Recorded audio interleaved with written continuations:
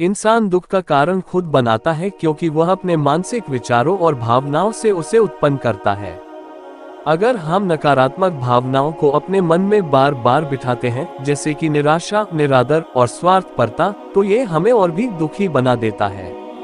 इससे हमारे जीवन में नकारात्मक प्रभाव होता है और हमारी सोच परेशान और अस्थिर होती है। ये हमारे संबंध, कार्य और जीवन शैली को प्रभावित करता है, जिससे हम असफलता की ओर बढ़ते हैं।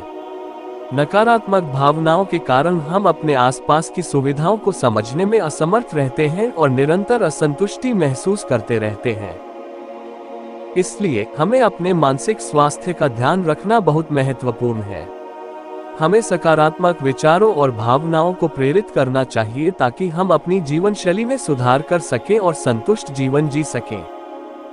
आज हम एक कहानी के माध्यम से एक ऐसे महान गुरु गौतम बुद्ध के उपदेशों को समझने और उन्हें अपनाने की कोशिश करेंगे, जो हमारे जीवन को प्रकाश और ज्ञान से भर देते हैं। जीवन में कभी कभी ऐसा होता है कि हम थक जाते हैं, हार मान लेते हैं और दुख के अंधेरे में खुद को खोया हुआ महसूस करते हैं। पर क्या हमने कभी सोचा है कि ये दुख और तकलीफ हमारे विचारों और दृष्टि को बदलने का मौका भी हो सकते हैं? गौतम बुद्ध ने हमें सिखाया है कि हमें अपने दुख की वजह खुद नहीं बनना चाहिए। हमारे मन के विचार हमारे जीवन के प्रति हमारे व्यवहार को प्रेरित करते हैं। जब हम अपने मन को विशाल और शांत रखकर अपने दुख को देखते हैं, तो हमें आंतरिक शांति और आनंद प्राप्त होता है। आज की कहानी हमें ये सिखाने को प्रेरित करेगी कि जीवन के हर मोड़ पर हमारे विचार हमारे अनुभवों को कैसे प्रभावित करते हैं। हमारी दृष्टि के व्यवहार हमारे जीवन को कैसे बदल सकते हैं। जब हम अपने जीवन में समस्याओं का सामना करते हैं, तो हमें कोशिश करनी चाहिए कि हम उन समस्याओं को हल करने के बजाय उनमें से कुछ नया। गौतम बुद्ध का उपदेश है कि समस्याएं तो आती रहेंगी, पर हमारे विचार उन समस्याओं को कैसे समझते हैं और उनका समाधान कैसे निकालते हैं, यही हमारे जीवन की सफलता का राज है।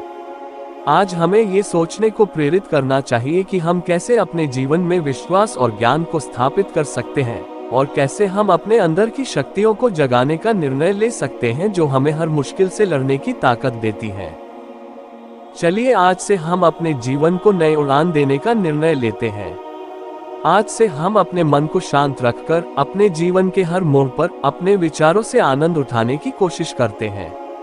आज से हम अपने दुखों को अपनी शक्तियों का मूल्यांकन करने का अवसर समझते हैं और अपने जीवन को एक नई और उज्जवल दिशा में बदलने की शुरुआत करते हैं। गौतम बुद्ध की शिक्षाओं में से एक सबसे महत्वपूर्ण सीख यह है कि हमें अपने दुख की वजह खुद नहीं बननी चाहिए। ये कहानी उसी सीख को दिखाती है जिसमें एक व्यक्ति के जीवन में बुद्ध की शिक्षा ने एक महत्वपूर्ण बदलाव लाया। इस कहानी में हम देखेंगे कि कैसे एक अपने दुख में उलझे हुए आदमी ने बुद्ध के उपदेशों को अपनाकर अपने जीवन में सुख और समृद्धि का पथ चुना। एक समय की बात है जब गौतम बुद्ध अपने शिष्यों के साथ यात्रा पर निकले हुए थे। उनका उद्देश्य लोगों को उनके जीवन में उत्तमता और आनंद की ओर प्रेरित करना था। एक दिन वे एक गांव पहुंचे जहां एक व्यक्ति बहुत ही दुखी और उदास नजर आ रहा था। उसका चेहरा धूप से जला हुआ और उसकी आंखों में दुख की झलक थी। बुद्ध ने उस व्यक्ति के पास जाकर बैठे और उससे उसके दुख की वजह पूछी। व्यक्ति ने दुखी मन से उत्तर दिया, मुझे नहीं पता भगवान, मेरा जीवन समस्याओं से भरा हुआ है, मैं हमेशा परेशान और उदास रहता हूँ।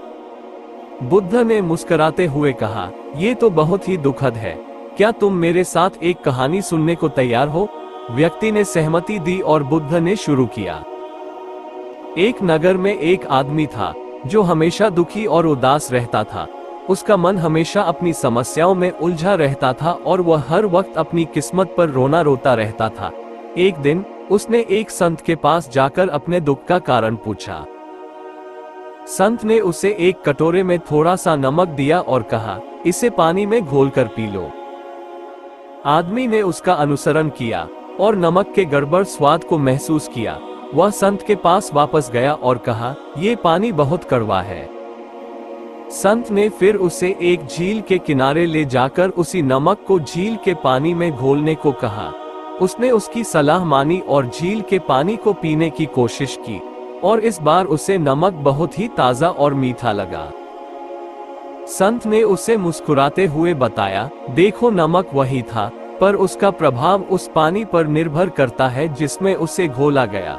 छोटे कटोरे में वह नमक कड़वा था, पर झील में वही नमक ताजगी बन गया। बुद्ध ने उस व्यक्ति को देखते हुए कहा, हमारे दुख भी उस नमक की तरह है।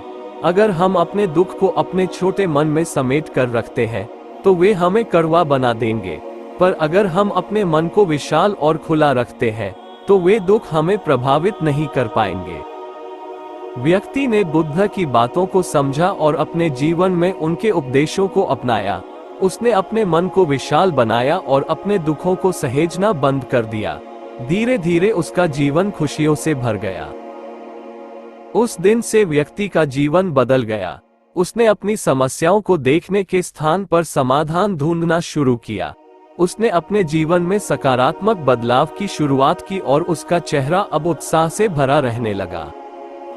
वह बुद्ध के उपदेशों को अपने दिनचर्या में शामिल करते हुए जीवन में अन्याय के साथ न्याय, अशांति के साथ शांति और उदासी के साथ आनंद का सामंजस्य बनाने में सफल रहा। इस कहानी से हमें ये सीखने को मिलता है कि हमें अपने दुख की वजह खुद नहीं बनना चाहिए। हमें अपने मन को विशाल और सकारात्मक बनाना चाहिए, ताकि हमारे जीवन के दुख हमें प्रभावित नहीं कर सके। जीवन में हमेशा खुश रहने का यह एक महत्वपूर्ण सूत्र है। बुद्ध की यह प्रेरणादायक कहानी हमें दिखाती है कि विश्वास और समझदारी से हम अपने जीवन को प्रबंधित कर सकते हैं और अपने दुखों को भी नया दृष्टिकोण दे सकते हैं। इसी दृष्टिकोण से हमें अपने दुख को देखने का नया तरीका सीखने को मिलता है और जीवन को सकारात्मक बनाने की प्रेरणा मिलती है। दोस्तों, आज की यह कहानी आपको कैसी लगी और इस कहानी से आपको और क्या सीखने को मिला, कृपया ये भी हमें कमेंट करके बताएं। साथ ही अगर आपको ये कहानी पसंद आई और ये आपके लिए उपयोगी लगी तो इसे अपने दोस्तों के साथ जरूर शेयर करें और हमारा YouTube चैनल इंस्पायर 1993 को सब्सक्राइब करें। धन्यवाद।